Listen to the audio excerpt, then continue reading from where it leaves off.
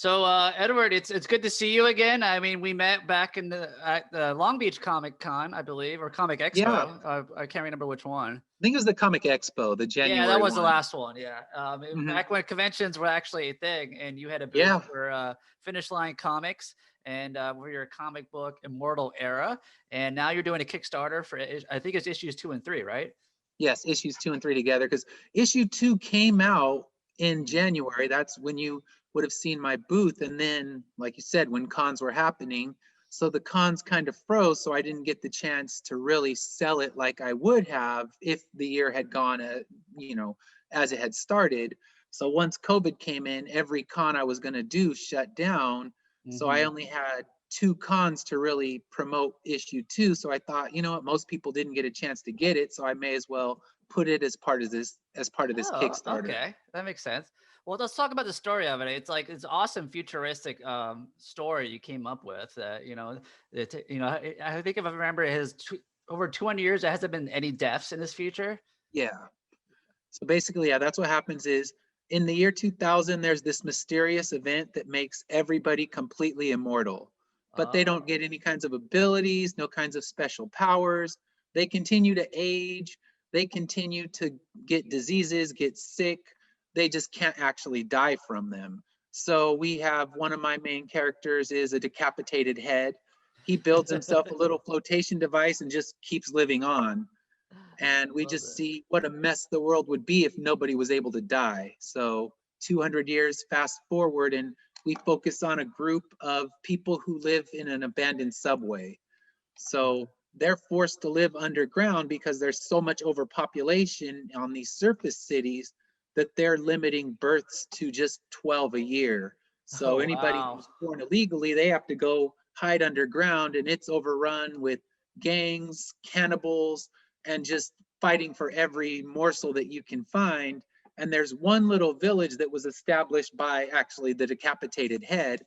He was rescued before the rest of his body was consumed by the leader of the village, a man named just Father. We don't know his real name yet. We get his backstory. I'm actually writing his full backstory into issue 7 so people can find out who he actually was and what brought him underground. But he goes and rescues Dr. Mann's head, and Dr. Mann is this brilliant scientist, and he finds ways to advance the village so that they can survive, but that makes their village a target. So all of these roaming gangs and cannibals want to go to their village because this is the village that has food that they're sustaining, and it just looks like, this idealistic place for this underground where everybody fights for everything they get. I love it. Cool. Well, let's talk about what can people expect in issues 2, like, and 3, obviously, you know. So issue 2, issue 1 ends with Miguel, one of our main characters from the underground, stealing a book from a doctor who was up on the surface, and he thinks that this book is going to have the answers to everything because Dr. Mann has made it his mission to try to find all the relics that they can from the past to figure out why people actually stop dying. So Miguel steals this book and thinks this is the one. This is the book that's going to save the world. So that's kind of my big cliffhanger for issue 1. And issue Mhm. 2, I get right to it. I explain exactly why people stop dying. So in issue 2, you find out the contents of this book, and it's the journal of a man named Rob Rockford, whose mother had an inoperable brain tumor. And basically, he was told that she's not going to live through the night.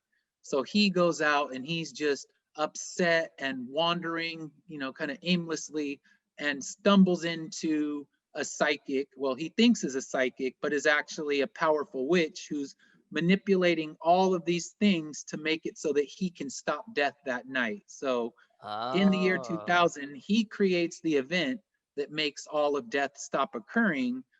But he also, in the end of his journal, sets up a potential way to bring death back. So that sets the characters on this idea that they can go on a hero's quest to restore death back into the world. So that's kind of where issue 2 ends, and then issue 3 picks up, and we actually get them beginning the quest. So when Miguel went to the hospital in issue 1, he didn't complete his mission. He left behind these chips that he was going to steal from the hospital, so that all of the heroes from the underground could actually go back up and have chips in them that would make them legal citizens, essentially. So he forgot those chips, so they're having to send Ari, who's the main character of the story, they're having to send her up to go get those chips back. So issue 3 takes her out of the underground and moves her up to the surface to go finish Miguel's quest, so the whole family can go up. I love that. Before we get into the Kickstarter or what great rewards you have, let's go over your team you got here, because you have a very unique look, I think, for each comic book. I mean, because you're the creator and the writer, but you have an amazing group of artists for this. You know, I assume it's the same people from the first one, right? Yeah, it's the same team.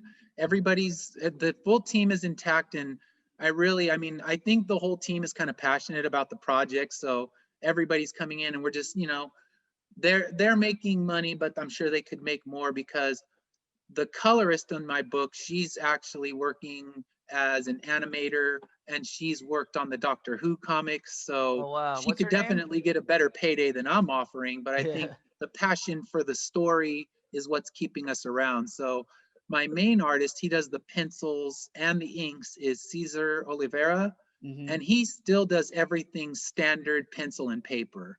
Yeah, so that's one of the things I love on the Kickstarter. Like, yeah, the blue lines, I always enjoy that. yeah, I just love that someone did it that way, because I grew up, a comic reader from the 80s and 90s, and that's what I was used to seeing, was just the old school, everything was done pencil and ink. So when I found out that that was how he did it, I was like, oh, I love it, because this whole idea kind of hatched in my head in the late 90s. So that's why it's got that Y2K hysteria built in. Oh, I dig that. Very cool. All right. So when's the Kickstarter is going now? When does it officially end? It ends in 30 days. So I officially launched it yesterday. So I guess it would end on November 28th. Well, it's cool. So you can pledge. The one thing I love about it, you have a little pie chart where it actually shows where the money goes. Because, like, so many people donate to Kickstarters or other stuff and never hear from them, or don't exactly know where the money's going. You're an independent artist. You're showing exactly where it is. And the cool thing is you also have some fun merch, including the hat you're wearing right now, which you can pledge, and the t-shirts, besides getting the actual comic book, which you also get a digital comic too. So talk about all the great prizes you got.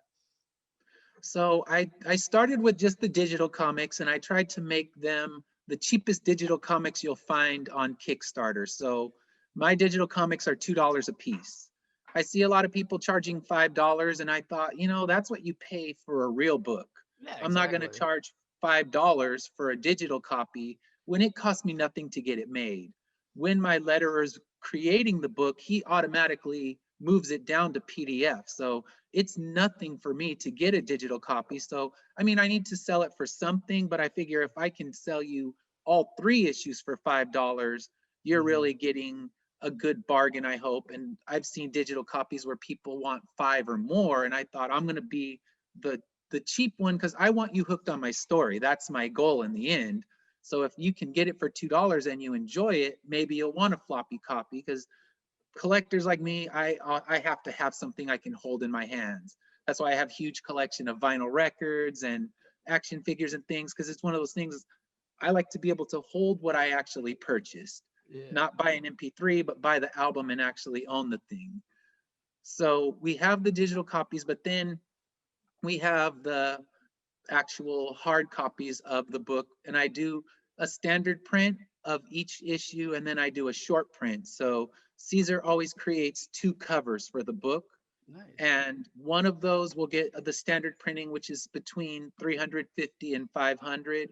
And then the short prints are just 25. And I said, I'm a collector myself, so I promise anybody I won't print 25 and then print 25 more when those 25 sell out. It's like, so many times I buy a limited edition action figure, then there's like, a year later it's re-released with different packaging or something. Yeah, it's like re-released with different packaging and one tiny little tweaks. Like, nope, that cover will never exist again. That doesn't mean you won't see it in stickers or shirts or posters, but for those copies, I hand number each and every one of them. And then I always send one into CGC so they can verify that it's out of 25. And I don't try to reprint and reprint and reprint. So if you don't get one of those 25, you can only get it in different kinds of merch. So I'll have those ones, and I still have just a handful of issue 2 and issue 1's short prints. And issue 1, I actually, when that Kickstarter completed, I sent it to the entire art team. So Caesar in Brazil, he signed it, and then Viviana Spinelli, my colorist, she's in Italy and she signed it. So if you buy the issue 1 short print, it's actually signed by the entire art team. So that's amazing. that's You're not going to get that at a con. no, and I won't be sending them out again because international postage was brutal, as I learned the hard way. Oh yeah, yeah. So it was very expensive, and then Brazil just took my package hostage. I got an email saying, "Oh, your package is at our salvage center. If you want it back, send $300." So I was like, "Okay, wow." Okay, so this is definitely a collectible then. Yeah, so I think there's only 7 of those left. So when they're gone, they're gone. And that one, there's actually not even a full 25 in circulation because each piece of the art team got to keep one. So Viviana took one out, Caesar took one out, and of course I have to keep one for myself. So those ones get them because, I can't ever anticipate sending them all around the world again. And then issue 2, that one it's still hand numbered and signed by me, but I also left about 3 copies without numbers because there's people that say, well, I wanted to get it graded, and if you write on it, then it's going to mess up my grading. So if someone wanted one that was just completely clean, I do have a couple of those available as well. But if they want it hand numbered, they'll have that opportunity. I think I hand numbered all the way up to 20. So the last 5 are clean. They can be hand numbered or they can stay that way. So I have those. We created 2 new posters, and then I had an Instagram art contest over the summer during the week of Comic-Con. So we did an art contest, and then we did kind of a show your Immortal Era contest where people could win posters and stuff. So the winner of the art contest, his poster is going to be one of our choices. So he designed it in a way that it could become a perfect 11 by 17 poster. And he did this amazing shot of father like jumping with a sword over his head. Oh, that's so cool. So yeah, his is one of those ones, and any one of the ones that those sell, I'll send parts of the money to the actual artist. So he'll benefit, not only winning the art contest, but he gets a chance to actually get paid for what he did. And he's a comic creator as well. He's someone, I met him, we ran a Ragnar together, and we were in the same van, and we just started talking comics. And that's when the idea was still just kind of hatching in my head. So talking with someone who had published independent comics of his own made it to where I knew now I have some ideas of what to do. And I also have a resource that I can bounce ideas off of when it actually comes to fruition. So it's been great having him to always be able to talk to. And now his poster is one of those ones that's available. I also did 2 new t-shirt designs. So we always had the Finish Line Comics t-shirt. And last time I did the Finish Line comic t-shirts as running shirts. So you could actually go out and run a marathon with them, because Finish Line Comics kind of developed because I'm a big marathon runner and thought it would be cool to have a skeletonized me for my symbol. So, yeah, I like that. Yeah, we did that. And then we have an issue 2 shirt available and an issue 3 shirt available as well. So 3 new shirts. As well as you were talking about it, we have the original art pages. So right now I only have page 1 up, but the same thing happened with my first campaign. When issue 1's page sells, I'll put issue 2. So if someone already owns issue 2 and they have a particular page they're looking for, all they need to do is send me a message through Kickstarter and I'll put that one up. But the prices will vary because a splash page, and there's one spectacular page that's in there that would pain me to get rid of. So the price would be a lot higher for those beautiful splash pages. But they would just need to contact me and let me know, because I have all the original artwork, and the only ones that I insist on keeping myself are the covers. Those ones are going to be for my own private collection. Yeah. Well, speaking of collection, what do you got behind you? I think it's like, is that the Hulkbuster, and you got some baseballs? Yeah, I have the Hulkbuster. There's a Hot Toys Superman. Nice. This cabinet has just different Hot Toys, and then our wedding goblets and an alien bust and Very cool. Let's Yeah, it's see. kind of the big reason I also want to move to Florida. I actually will have room to display my figures. They've been in my garage forever. So Oh yeah, I know how that goes. We had a lot of these things in the garage when we had our small little condo. Then when we finally got a house that we could display them in, finally pulled them out and got to enjoy them. very nice. So where can people? I know the Kickstarter website link is really long. Is there a way we can just go Yeah. to another website or social media where it's linked to?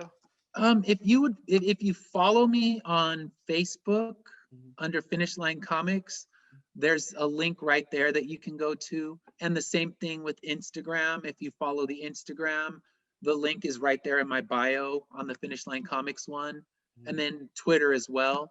So if you go on to the Finish Line Comics for any one of those social medias, there's quick and easy links so you don't have to memorize a whole big long sequence of letters and numbers. Yeah. Well, thank you so much. Take your time to talk to me. Good luck on the Kickstarter campaign. I All right, can't wait thank to you see so more much. issues and maybe eventually to see this as like an animated series or even a movie or something because I love I would this love that. story. You And I know. want my own Immortal Era action figures. I have a Lego set, one of a fan made for me at one of the cons I went to. So I'd love to see, I want to see a hot toy of my Oh, that figure. would be amazing. Well, one day, man, Yeah, one day. let's hope. All right, man. You take care.